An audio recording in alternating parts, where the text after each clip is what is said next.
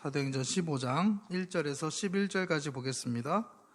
저에게 있는 성경 신약 212쪽에 있습니다. 사도행전 15장 1절에서 11절까지의 말씀입니다.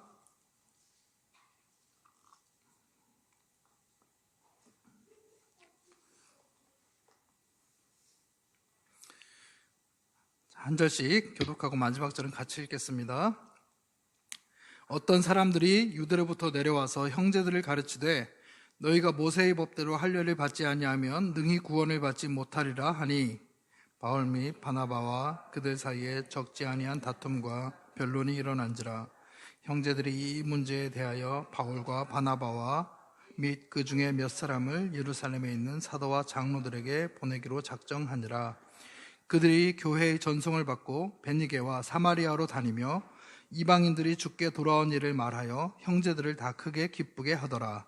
예루살렘에 이르러 교회와 사도와 장로들에게 영접을 받고 하나님이 자기들과 함께 계셔 행하신 모든 일을 말하매 바리새파 중에 어떤 믿는 사람들이 일어나 말하되 이방인에게 할례를 행하고 모세의 율법을 지키라 명하는 것이 마땅하다 하니라.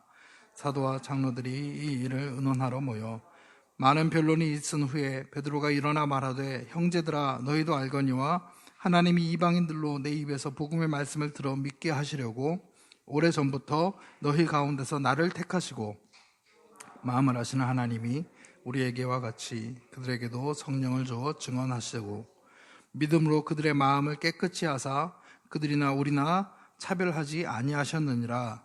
그런데 지금 너희가 어찌하여 하나님을 시험하여 우리 조상과 우리도 능히 매지 못하던 멍에를 제자들의 목에 두려 하느냐. 같이 읽습니다. 그러나 우리는 그들이 우리와 동일하게 주 예수의 은혜로 구원받는 줄을 믿노라 하느라. 아멘. 네, 오늘 우리가 함께 읽은 말씀을 가지고 영적 대상 영속성, 제목이 조금 생소하죠. 영적 대상 영속성이라는 그런 제목으로 함께 하나님의 말씀을 나누겠습니다. 여러분 혹시 이 대상 영속성이란 말 들어보셨어요?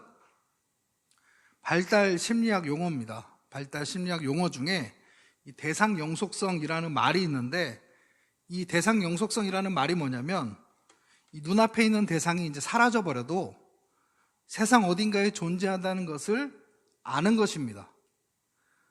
그렇다면 갓 태어난 아기들이 갓 태어난 이 신생아들 있죠? 이 갓난 아이들은 대상 영속성이 있을까요? 없을까요? 자, 없습니다. 자, 신생 아기들 관찰하면 알 수가 있는데 아주 작은 이제 6개월 미만의 영아들이 인형을 갖고 놀 때 이 인형을 잡아가지고 손으로 잡아서 그 아이로부터 조금 떼놓습니다. 그러면 이 아이는 좀 멀리 떨어진 그 인형을 쳐다보겠죠? 자, 그런 다음에 좀 큼지막한 이 덮개나 수건, 이 수건을 가져다가 그 인형을 덮어버립니다. 그러면 눈이 동그래져서 그 덮여진 인형, 수건에 덮여진 그 인형 그쪽을 바라보다가 이제 더 이상 자기 인형을 찾지를 않습니다. 원래부터 이 인형이라는 것이 자기에게 없었던 것처럼 생각하고 행동을 합니다. 자, 이것을 이제 아동 심리학적으로 말해서 이 아이에게는 아직 대상 영속성이 형성되어져 있지 않다라고 말합니다. 이 대상 영속성 좀 이해가 되셨습니까? 그러니까 이 대상 영속성이라는 것은 어떤 대상이나 물체가 눈에 보이지 않아도 그것이 계속 존재하고 있다는 것을 마음이 아는 겁니다. 이제 이 대상 영속성이 생후 8개월쯤부터 차츰 생기기 시작한다고 말하는데 생후 한 약 6개월 때까지는 눈에 보이지 않으면 아예 그 존재가 없는 것으로 생각하게 된다는 거예요. 아직 이 아이에게는 6개월 미만의 아이에게는 대상 영속성이 형성되어 있지 않은 것이죠. 그런데 이 대상 영속성이 왜 중요하냐 하면 이 대상 영속성이 생겨나야지만 그때야 비로소 이 엄마와의 인격적인 관계도 가능해지기 시작한다고 합니다. 즉 우리가 사람과 사람 사이 관계를 맺는다는 것은 우리에게 대상 영속성이 있기 때문인 것이죠. 자, 그러면 대상 영속성이 없다면 어떤 일이 벌어질까요? 자, 결혼을 했고 이 사람이 이제 직장에 나갑니다. 직장에 나가서 일할 때면 아내가 옆에 보이질 않죠? 대상 영속성이 없다면 아내가 보이지 않으니까 자기가 결혼했다는 것을 잊어버립니다. 자기가 결혼했다는 것을 알고 있는 이유가 뭐냐 하면 이 아내가 보이지 않아도 그 아내를 마음속으로 보고 있기 때문이죠. 그러니까 이 대상 영속성이라는 것은 쉽게 말하면 눈에 보이지 않는 대상을 마음으로 보고 있는 상태를 말하는 거죠. 결국 믿음이라는 것이 무엇입니까? 보이지 않는 하나님에 대해서 우리는 대상 영속성을 가지고 또 형성하고 대상 영속성을 유지하는 것, 이것이 믿음입니다. 그런데 아무리 교회를 오래 다니고 신앙생활을 오래 했다 할지라도 이게 잘 되는 사람이 많이 없습니다. 잘 안 되는 거죠. 또 성년이 되었습니다. 성년이 되었을 뿐만 아니라 인생 경험을 해볼 만한 다 해본 장년이 되었고 이제는 무르익은 지혜가 나올 만한 노년이 되었는데도 하나님에 대한 이 대상 영속성이 유지되지를 않습니다. 조금만 이 충격적인 어떤 일이 발생해버리면 마치 그 마음에 아까 예를 들었던 이 인형을 덮은 이 수건만 보이는 거예요. 어떤 그 충격적인 상황이 수건이 돼가지고 하나님을 덮어버려서 하나님이 보이지 않게 되고 결국 하나님이 안 계신 것처럼 행동을 하게 됩니다. 그런 충격적인 상황들이 올 때마다 자꾸 좌절하고 신앙을 잃어버리고 하나님에게서 멀어지게 되는 이 모든 것들이 다 어디서 오느냐 하면 하나님이 살아계셔서 지금 내 삶에 또 내 옆에 내 앞에 계시다는 사실을 잊어버리는 데서 생기는 것입니다. 자, 복음서로 가서 예를 들면 우리 주님께서 풍랑 만난 배 위에서 제가 이런 예를 종종 들었는데 잠을 주무시는 것은, 그리고 반대로 제자들은 풍랑 만난 배 위에서 죽겠다고 아우성치는 것은 하나님에 대한 이 대상 영속성이 유지되고 있고 유지되지 않고 있는 그런 차이 때문에 생기는 것이죠. 마치 수건이 하나님을 가려버린 것과 같은 겁니다. 제자들에게는 그 상황에서 하나님이 안 보이는 거예요. 그런데 우리 주님께서는 풍랑이라는 수건이 덮여 있어도 그 풍랑이라는 수건 밑에 그 속에 하나님이 계시다는 사실을 예수님은 보고 계십니다. 그러니까 그냥 아무 일 없다는 듯이 잠을 주무실 수가 있는 것이죠. 자, 그러므로 우리가 이 세상에서 성도라고 하면서 어떤 주어지는 상황들 때문에 하나님을 잊어버리고 또 내 생각과 내 방법이 앞서는 이유는 기본적으로 어떤 그런 상황만 오면 하나님에 대한 대상 영속성이 유지되지 않고 있기 때문이라는 것입니다. 천지를 지으신 하나님께서 나에게 아버지가 되셔서 언제나 내가 어디를 가든 어떤 상황에 처하든 내 앞에 계시고 인도하신다는 그 사실을 확신하고 있다면 어떻게 하나님을 잊어버릴 수가 있겠습니까? 확신만 있다면요. 하나님을 보면서도, 하나님을 마음속으로 보면서도 하나님을 의지하지 않는다는 것은 있을 수가 없는 일이죠. 그렇다면 왜 우리가 하나님에 대한 대상 영속성을 유지할 수가 없을까요? 자, 오늘 본문에서 바울이 강조하고 있는 것은 뭐냐면 이런 말을 합니다. 할례를 받아야 되는데 마음의 할례를 받지 못했기 때문이라고 말해요. 마음에. 바울은 이 마음의 할례가 있어야 된다고 강조를 하고 있어요. 마음의 할례가 있어야만 하나님에 대한 대상 영속성이 유지될 수 있다는 것입니다. 자, 오늘 본문은 이제 나중에 이제 여러분 같이 공부하시면서 이제 아시게 될 텐데, 바울이 회심한 이후에 이제 하나님을 위해서 살기로 작정을 하고 선교사로 파송을 받고 1차, 2차, 3차 전도여행을 떠나게 돼요. 그 중에 1차 전도여행을 마치고 1차 전도여행은 지금의 터키 땅, 소아시아 지역이라고 했던 터키 땅에 많은 지역을 돌아보고 이제 돌아왔습니다. 돌아오고 나서 그 1차 전도여행이 마치고 오늘 15장이 기록된 거예요. 자, 오늘 본문은 그 1차 전도여행을 마치고 이제 안디옥 교회, 바울과 최초의 선교사를 파송한 그 교회인데, 그 교회에 유대 땅의 예루살렘으로부터 몇 사람이 방문을 했는데, 이 사람들은 원래 유대인 출신이에요. 원래 유대인들인데 유대교에서 기독교로 개종한 사람들, 그러니까 유대인 출신의 기독교인들이죠. 유대인 출신의 기독교인이 된 사람들이 방문을 합니다. 그들이 와서 이제 안디옥 교회에서 가르치기 시작을 하는데, 안디옥 교회에 있는 또 다른 이방 출신의 기독교인들, 그러니까 유대인 출신의 기독교인들이 있고 다른 나라 이방인 출신의 기독교인들이 있는 거예요. 그 이방 출신의 기독교인들에게 이상한 말을 합니다. 여러분 눈으로 1절에 보시면 이제 유대인 출신의 기독교인들 아무래도 배경이 유대인 출신이니까 구약법을 많이 따르겠죠. 유대교니까. 너희가 이렇게 얘기해요. 1절에서 모세의 정한 법대로 할례를 받아야 구원을 얻을 것이다. 이렇게 얘기를 합니다. 그러니까 이 이방인 출신의 이 기독교인들은 유대법을 따르지 않았었으니까 원래 이게 좀 이상한 거예요. 그러니까 이방인 출신의 기독교인들로 이루어진 이 안디옥 교회가 갑자기 뒤집혀졌습니다. 또 2절 보세요. 2절. 바울이 이런 말을 듣고 이제 가만히 있을 수가 없죠. 바울과 바나바가 나서서 이 사람들하고 이제 논쟁을 하게 됩니다. 그런데 이 논쟁, 특히 이제 신학적인 논쟁이라는 게 아직도 존재하는데 아직 많이 존재해요. 누가 옳고 그르냐를 따진다는 게, 결론을 내린다는 게 신학적 논쟁은 정말 좀 쉽게 결정이 나지를 않습니다. 그래서 이 신학적인 어떤 차이 때문에 교단도 나눠지게 되고 이런 거잖아요. 그래서 결국에 어떻게 결정을 내리는가 하면 우리가 결정할 일이 아니고 이제 예루살렘 교회에 사도들과 장로들에게 이 문제를 보내서 결론을 내리도록 하자고 해서 이제 바울과 바나바 그리고 다른 몇 사람을 붙여서 이 안건을 가지고 예루살렘 교회에 가서 결론을 내리도록 합니다. 자, 이제 3, 4절에 이방인을 선교했다고 하는 바울과 바나바의 보고를 듣고 기뻐하고 있는데 5절 말씀이죠. 바리새인 중에서 개종한 기독교인들이 들고 일어섭니다. 이방인들에게도 할례를 행하고 모세의 율법을 지키게 하라. 그러니까 구약법을 계속 지키게 하라는 거예요. 사실 지금은 여러분 예수님이 오신 이후에는 구약법을 따를 필요가 없어졌습니다. 우리가 구약법을 지금도 따르고 있다면 지금도 우리는 문설주에다가 양의 피를 발라야 돼요. 죄를 지을 때마다. 돼지고기 먹으면 안 됩니다. 굉장히 힘들어지겠죠, 그렇죠? 이런 일들을 우리가 다 해야 되는 거예요.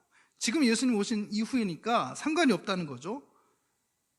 그러니까 유대인 출신의 바리새인들 중에서 개종한 기독교인들이 이렇게 얘기하는 거예요. 이방인들에게도 구약법대로 할례가 뭔지 아시죠? 그 남성들 하는 그 포경 수술이 할례예요. 할례를 행하고 모세의 율법을 지키게 하라. 이렇게 얘기를 하는 거예요. 그런데 결국에 결론이 어떻게 났느냐 하면 여러분 10절, 11절 같이 한번 읽어보겠습니다. 시작. 그런데 지금 너희가 어찌하여 하나님을 시험하여 우리 조상과 우리도 능히 매지 못하던 멍에를 제자들의 목에 두렸느냐. 그러나 우리는 그들이 우리와 동일하게 주 예수의 은혜로 구원받는 줄을 믿노라 하니라. 아멘. 자, 이방 출신으로 기독교인이 된 사람들에게, 이들은 유대법이 없다 그랬어요. 유대교 출신이 아니니까. 이들에게 모세의 율법과 할례라고 하는 것은 베드로의 말대로 그거 큰 멍에를 집을 지우는 것과 같다. 이렇게 얘기를 해서 할례의 요구가 묵살이 됩니다. 그리고 눈으로 이제 19절, 21절 여기 보면 그 뒤쪽에 우상의 제물을 먹지 말 것과 음행하지 말 것과, 여기서 음행이라는 것이 뭐냐면 당시 이방 사회에 아주 팽배했던 몸 파는 여자들 있잖아요. 매춘부와의 행음을 말합니다. 그리고 또 그 당시에 이방 사회에 비일비재했던 근친상간을 말해요. 그 음행을 하지 말고 목매어 죽은 동물의 고기나 피를 먹지 말 것을 결정합니다. 그런데 나중에 이 우상의 제물에 대해서는 사도 바울 같은 경우는 좀 더 자유롭게 얘기를 하는데, 어쨌든 이런 문제들은 신앙적 자유와 양심에 의해서 믿음 안에서 잘 판단하도록 하는 얘기가 되는데, 오늘의 문제는 뭐냐면 중요한 문제는 할례 문제예요. 할례. 이 유대인 출신, 특별히 유대인 중에서도 지도자였던 이 바리새인 출신의 기독교인들이 이 할례 문제를 구약법 들고 나와가지고 이방인들에게 요구하게끔 된 데는 그들의 입장에서는 무리한 요구가 아니라는 거예요. 왜냐하면 이 할례가 갖고 있는 의미가 간단하지 않는다는 겁니다. 처음으로 이제 아브라함에게 하나님께서 할례를 명하실 때 본문을 찾아가서 읽어보면, 여러분 한번 성경 찾아보시겠어요? 창세기, 구약에 창세기부터 이 할례에 대해서 나옵니다. 창세기 17장으로 가서 맨 앞에 있죠. 구약 맨 앞에 17장 13절, 14절 한번 찾아보시겠어요? 자, 같이 읽어볼까요? 13절, 14절, 창세기 17장 13, 14절 시작. 너희 집에서 난 자든지 너희 돈으로 산 자든지 할례를 받아야 하리니 이에 내 언약이 너희 살에 있어 영원한 언약이 되려니와 할례를 받지 아니한 남자 곧 그 포피를 베지 아니한 자는 백성 중에서 끊어지리니 그가 내 언약을 배반하였음이니라. 자, 이렇게 얘기를 해요. 그 당시에 이제 할례를 받지 않으면 백성에게 끊어진다는 얘기는, 백성에서 끊어진다는 얘기는 선민에서 끊어진다는 것이고 구원받은 백성에 포함되지 못하고 내쳐진다는 뜻이에요. 그리고 그 이유가 하나님과의 언약이기 때문에, 하나님과 언약을 배반하였다는 표시가 되기 때문이라는 겁니다. 할례를 받지 않으면. 이렇게까지 얘기하셨으니까 유대인 출신들은 당연히 이 할례를 주장하는 이것이 당연한 거죠. 할례를 주장하는 이 사람들의 요구가 무리한 게 아니라는 거예요. 그래서 여기서 우리가 잡아야 될 포인트는 뭐냐면, 좀 정확하게 말하면 여러분 지금도 할례라는 것이 없어지지 않아요. 다시 말하면 할례의 의미, 이게 중요한 거죠.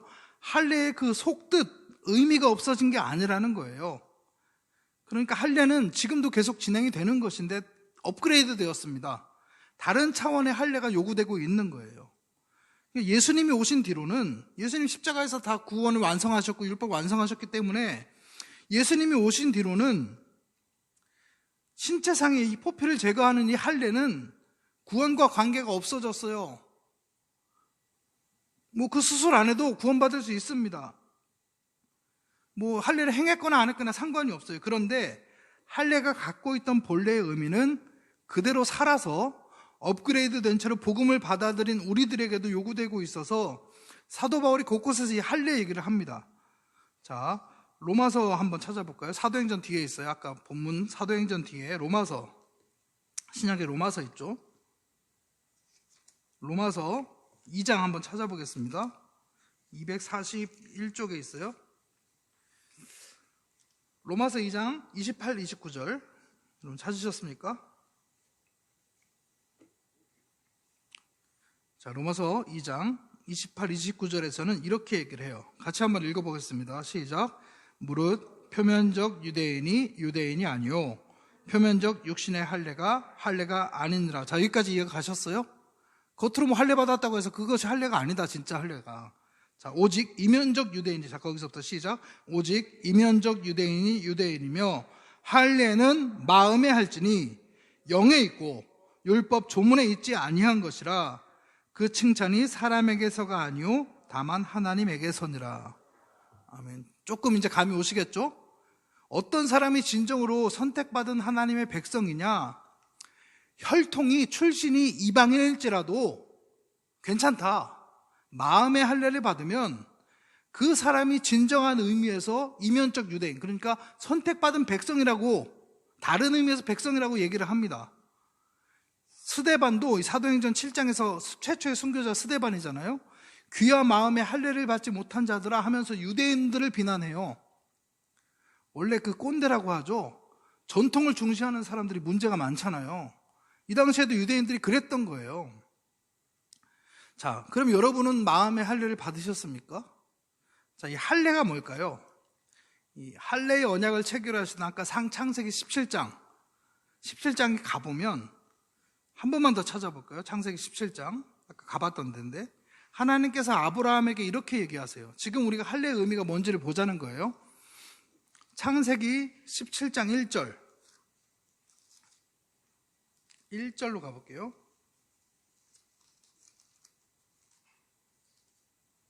자, 한번 읽어보죠. 시작. 아브라함이 99세 때에 여호와께서 아브라함에게 나타나서 그에게 이르시되 나는 전능한 하나님이라 너는 내 앞에서 행하여 완전하라. 이렇게 얘기를 하세요. 이렇게 얘기를 하시면서 아까 읽었잖아요. 언약의 표징으로 할례를 명령하시게 됩니다. 할례를. 이게 바로 할례의 의미라는 거예요. 이 창세기 17장에서 하나님께서 아브라함에게 이제 너가 앞으로 열국의 아비가 될 것이다. 믿음의 조상 들어보셨죠? 열국의 아비가 될 것을 약속하세요. 그런데 이거는 하나님이 언약 중에서 하나님이 지키셔야 될 부분이에요. 그러면 이 언약 가운데 만국의 아비가 되게끔 해주시겠다고 하는 이 하나님의 언약에 대해서 언약의 상대방인 아브라함이 지켜야 될 것은 무엇입니까? 뭘 지키라는 거예요? 할례. 너는 할례를 지켜라, 이렇게 얘기하는 거예요. 이 할례를 왜 행하는 겁니까? 여기서 말씀하신 대로 17장 1절에서 말씀하신 대로 전능한 하나님 앞에 있다는 것을 잊지 말라는 거예요. 내 살 속에, 구약 백성들은 내 살 속에 할례가 있음을 기억함을 통하여 지금 나는 하나님 앞에 있다는 사실을 잊지 말라는 겁니다. 자, 이런 할례의 의미가 모범적으로 실제 삶 속에서 실현된 성경에서의 사건이 뭐냐면 그 유명한 바로 이 다윗과 골리앗. 이 얘기는 아마 교회 안 다니는 사람도 다 들어봤죠. 다윗과 골리앗이 만나는 현장에 할례가 쓰여요. 자, 보세요. 전능한 하나님 앞에서 행하여 완전하라고 말했어요. 이게 바로 할례의 의미입니다. 이것을 그 유명한 다윗과 골리앗 사건에서 이 소년, 어린 다윗이 가장 모범적으로 실현했다는 거예요. 자, 그 당시 왕이었던 사울 왕이 이끄는 이스라엘 군대와 골리앗을 앞세운 이 블레셋 군대가 지금 대치하고 있어요. 대치하고 있는데 그곳에 이 다윗이, 어린 다윗이에요. 너무 어리기 때문에 이곳에 참여도 안 시켰습니다. 그냥 너는 양이나 봐라, 이렇게 했어요. 이 다윗이 형들에게 줄 도시락을 갖고 왔는데 가만히 살펴보니까 지금 상황이 장난이 아닌 거예요. 사울 왕으로부터 온 이스라엘 군대는 골리앗 앞에서 벌벌 떨고 있는 거예요. 무서워가지고. 또 그 앞에 블레셋 군대가 진을 치고 있는 그 사이에 골리앗이라고 하는 엄청나게 큰 이 거인이죠. 귀골이 장대한 이 장수 하나가 나와서 이스라엘 군대를 모욕하는데 아무도 그 골리앗과 맞서 싸우려는 사람이 하나도 없습니다. 그때 그 상황을 보고 있는 다윗이 가장 먼저 생각한 것이 뭐였냐면 할례였어요. 우리 한 번만 더 찾아볼게요. 사무엘상 17장 한번 찾아보겠습니다. 성경을 이렇게 찾아보는 연습을 하는 게 좋아요. 사무엘상 17장 26절. 성경과 자꾸 친해지셔야 됩니다. 어디에 무슨 성경이 있고 어떤 내용이 있는지 알 때까지. 사무엘상 17장 26절. 구약 435쪽 6쪽 이쪽에 있어요. 사무엘상 17장 26절. 다윗이 했던 말이에요. 한번 읽어보죠. 시작. 다윗이 곁에 서 있는 사람들에게 말하여 이르되 이 블레셋 사람을 죽여 이스라엘의 치욕을 제거하는 사람에게는 어떠한 대우를 하겠느냐? 이 할례 받지 않은 블레셋 사람이 누구이기에 하나님의 군대를 모욕하겠느냐? 어린 소년 다윗이 얘기하는 거예요. 도대체 저 할례 받지 못한 블레셋 사람이 누구이기에, 저놈이 뭔데 살아계신 하나님의 군대를 모욕하는가? 이렇게 얘기합니다. 저 할례 받지 못한 블레셋 사람이 누구이기에 살아계신 하나님의 군대를 모욕하는가? 자, 이게 할례의 의미라는 거예요. 전능한 내 앞에서 행하여 완전하라. 이것이 바로 할례를 보면서 아브라함이 행해야 되는 거고 하나님의 백성들이 행해야 되는 마음가짐입니다. 그런데 사울왕도, 그 당시에 사울왕도 할례를 받았고 이스라엘 군대 전체가 난지 8일 만에 다 할례를 받았어요. 이스라엘 군대 전체가 한 명도 예 없이 다 할례를 받은 사람들이었습니다. 남자들이. 그러면 당연히 이 골리앗이라는 이 사람이 와가지고 이스라엘 군대를 모욕할 때, 하나님의 이름을 들먹이면서 모욕할 때에 그 사람들의 마음이 어디에 있어야 되는 거냐면 골리앗 앞에 있으면 안 되는 것이죠. 자신이 할례를 받은 하나님의 백성이라는 것을 기억하면서 내 앞에서 행하여 완전하라, 전능하신 하나님 앞에 있다고 생각했어야 된다는 것입니다. 근데 사울왕부터 전부 다, 이 왕부터 시작해가지고 온 군대가 할례를 전부 다 받았음에도 불구하고, 내가 할례를 받았으니 저 블레셋 군대 앞에 있는 것이 아니고 골리앗 앞에 있는 것이 아니라 지금 나는 전능하신 하나님 앞에 있는 것이다, 이렇게 생각한 사람이 사울왕과 온 이스라엘 군대 가운데는 없었던 거예요. 이렇게 전능하신 하나님을 마음으로 봤다면 그 마음으로 보고 있는 하나님께서 사울왕에게 어떻게 하라고 지시를 했을 겁니다. 그런데 우연히 정말 오지 말아야 될 이 다윗이 형들 도시락 주려고 아버지 심부름으로 이 전쟁터에 왔어요. 왔다가 블레셋 사람들을 봅니다. 그러면서 하나님의 군대를 모욕하고 있는 블레셋 장군을 보고 내가 하나님의 백성, 할례를 받은 하나님의 백성임을 기억해냅니다. 할례의 의미 속에 살았던 거예요, 다윗은. 그리고 저 블레셋 군인을 보니까 저 사람은 할례를 받지 못한 자예요. 그러니까 할례부터 생각을 하는 겁니다. 나는 할례를 받았으니까 지금 누구 앞에 있을까?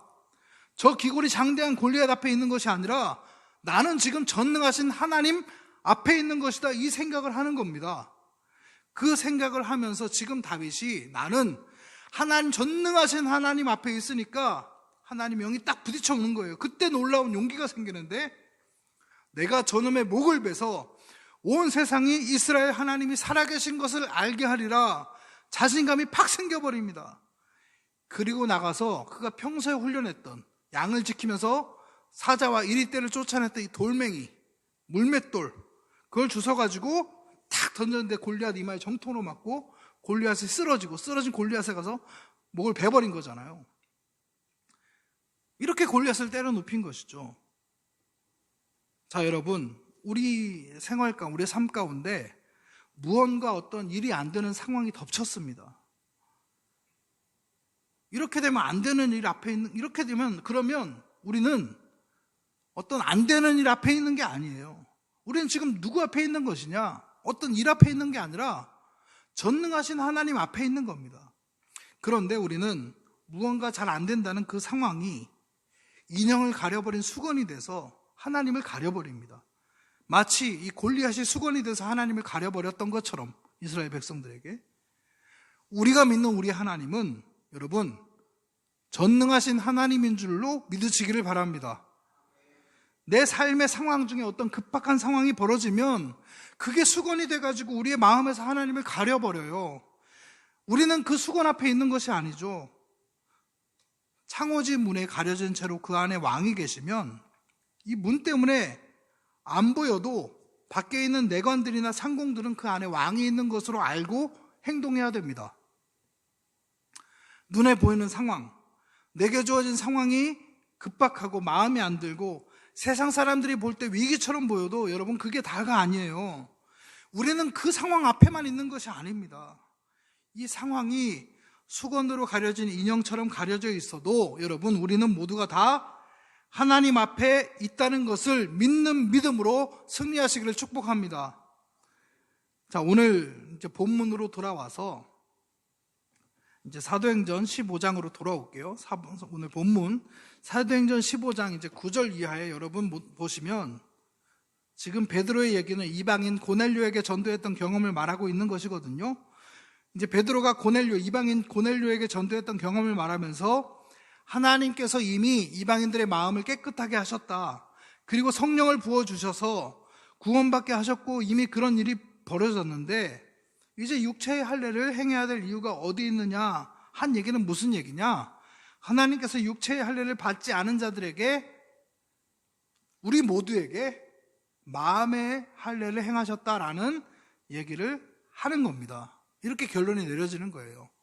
사도 바울이 1차 전도여행을 마치고 유대인들을 전도하기가 너무 힘든 거예요. 할례 때문에. 여러분 사실 할례를 받아버리면 남성들은 이 기동력이 떨어지게 되죠. 그리고 더 이렇게 복음의 전파가 더 늦어질 수밖에 없어요. 이 문제를 계속 걸고 넘어지면 앞으로 계속 전도여행을 떠나고 계속 복음을 전해야 되는데 이게 계속 문제가 되니까 이 문제를 해결하고 간 거예요. 1차 전도여행을 마치고. 그래서 이제 할례가 더 이상 율법으로 우리가 할례를 받을 필요 없다. 마음의 할례를 받으면 된다. 그 의미 속에서 살아가면 된다라는 것을 이제 결론 지은 것이죠. 배경을 이해하셨죠? 제가 예전에 초등학생들이 보는 어떤 동시를 우연히 보고 참 좋아서 이제 기억하고 있는 시가 있는데 초등학생들이 보는 동시예요. 그런데 이 동시가 아주 저에게 큰 어떤 인사이트를 줬습니다. 그걸 함께 나눌게요. 제목은 뽐내지 마, 이런 동시예요. 뽐내지 마. 꼭 동시 같죠? 그렇죠? 아이들이 보는 시. 한번 읽어드릴게요. 잘 들어보세요. 뽐내지 마. 자, 노랑, 빨강, 파랑, 풍선, 풍선, 풍선이 서로 잘났다고 고개 빼들며 뽐내지만 다 소용없는 일이야. 어디 제 힘으로 뱃속을 채웠나? 남이 불어주어서 그런 모습이 됐지. 주둥이에 맨 실을 풀어볼까 어찌 되나? 가시에 한번 찔려볼래? 빵. 잘 들으셨어요? 자, 어린아이들이 읽는 짧은 시였지만 아주 귀한 깨달음을 주었습니다. 마치 다 똑같은 인생들인데 우리는 이제 서로 잘났다고 뽐내면서 하나님을 향한 대상 용속성이 없이 살아가는 좀 우리들의 모습을 잘 보여주는 어떤 시처럼 읽혔어요. 자, 이 시에 이런 내용이 있죠. 어디 제 힘으로 뱃속을 채웠나? 남이 불어주어서 그런 모습이 됐지. 자, 내가 갖게 된 모든 것들이 내 자신의 노력과 내 힘으로 만들어진 것이라고 생각할지 모르나 사실 누군가 불어주어서 마침내 풍선으로서의 그 모양이 드러나게 되는 것처럼 주님께서 우리에게 보이지 않지만 생명을 불어넣어 주시고 우리에게 인생을 허락하셨기에 모든 것들을 행하고 이루고 살 수 있는 것임을 다시금 깨닫게 됩니다. 노랑, 빨강, 파란 풍선이 색색이 어우러져서 함께 있을 때 그 풍선이 더욱 아름다운 것처럼 또한 다른 이들과 함께 더불어 살아가도록 보이지 않는 배후에서 하나님께서 우리로 하여금 다 만나게 하셨기 때문에 지금의 내가 있는 것임을 잊지 말아야 하구나 하는 생각도 또한 하게 됩니다. 자, 오늘 말씀의 제목이 영적 대상 영속성이죠. 정확하게 말하면 하나님을 향한 대상 영속성입니다. 어떤 상황이든지 어떤 형편에 있든지 내가 어디에 있든지 늘 마음으로 하나님이 계시다는 것을 바라봐야 한다는 것입니다. 어떤 결과물이든지 어떤 상황이든지 또 내 뜻과 계획에 어긋나거나 실패한 상황이든지 또는 반대로 그것이 성공이라는 결과물일지라도 그 배후에는 항상 누가 계셨음을? 하나님이 계셨음을. 그 하나님을 바라보지 못하고 그 하나님을 잊어버린 채로 살아가다가 그분께서 우리의 부풀어진 인생의 매듭을 풀어버리시거나 가시에 찔리게 하셔서 빵 터지게 하실지도 모르기 때문에 여러분, 우리 모두가 항상 겸손하게 하나님을 마음에 기억하면서 살아가는 우리 모두가 되기를 간절하게 소망합니다. 자, 이제 말씀을 정리하며 마무리하겠습니다. 여러분, 오늘 본문을 통해 강조하는 것이 무엇입니까? 육신의 할례가 아니라 마음의 할례입니다. 내 마음 속에, 내 삶 속에 항상 하나님이 살아계시고 나와 함께 계신다는 것을 날마다 믿는 믿음 가운데 여러분 살아가시기를 소망합니다. 내게 연단해 주시는 과정도 있어요. 힘든 경험을 하게 하실 수도 있어요. 그러나 나를 향한 하나님의 뜻이 있음을 우리는 믿는 것이에요. 그것을 통해서 우리를 연단하시고 성장시키시고 조금 더 부족함이 없게 하시려는 하나님의 놀라운 뜻이 그 안에 있습니다. 그리고 시간이 흐르고 여러 상황들이 바뀌었을 때 우리가 이런 깨달음을 가질 수 있죠. 아, 그때 내가 그렇게 어려운 일을 겪었던 것은 바로 지금 이때를 위함이었구나. 하나님께서 이렇게 역사하셨던 것이구나. 지금은 우리가 알 수 없어요. 그러나 그때를 기다리면서 하나님을 여전히 신뢰하는 가운데 우리는 살아가는 것이죠. 내 진로의 문제, 내 직장 문제, 내 가정의 문제, 내 감정의 문제, 또 내 자녀 문제 등 모든 문제가 여러분, 이 문제들은 다 인형을 가린 수건이에요. 수건. 그러나 우리는 그것들 앞에 있는 것이 아니죠. 오늘 우리 말씀 들었잖아요. 전능하신 하나님 앞에, 하나님 앞에서 행하여 완전하라. 할례의 의미. 우리는 늘 전능하신 하나님, 그냥 하나님이 아니에요. 전능하신 하나님 앞에 있는 것임을 여러분 기억하시길 바랍니다. 골리앗이 보이지만 골리앗 앞에 있는 것이 아니라 전능하신 하나님 앞에 있는 거예요. 그러므로 사랑하는 성도님들, 마음의 할례, 항상 우리 주님을 바라보고 하나님 붙잡는 삶, 말씀을 붙잡고 십자가를 붙잡는 삶이 되어서 우리 마음의 할례가 일어나면서 우리는 늘 하나님 앞에 있다는 사실을 기억하고 이 살아계신 하나님을 일상적인 삶에서 늘 경험하는 우리 더라이프의 모든 식구들 다 되기를 주님의 이름으로 축원합니다. 네, 이 주 예수님, 우리 하나님보다 귀한 분은 없습니다. 이 찬양하고 함께 기도하는 시간 갖겠습니다. 우리 찬송가 94장인데요. 주 예수보다 더 귀한 것은 없네. 찬송가 94장입니다.